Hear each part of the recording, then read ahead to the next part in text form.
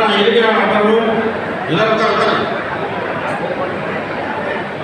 June 22 மதுரையிலே முருகா மாநாட்டை முன்னிட்டு கிடைக்கின்ற விழுப்புரம் மாவட்டத்தினுடைய தெற்கு மற்றும் வடக்கு, கடலூர் மாவட்டத்தினுடைய கிழக்கு மேற்கு 4 மாவட்டத்தினுடைய ஆலோசனை கூட்டமானது இப்பொழுது துவங்க உள்ளது. துவக்கத்துக்கு முன்னாக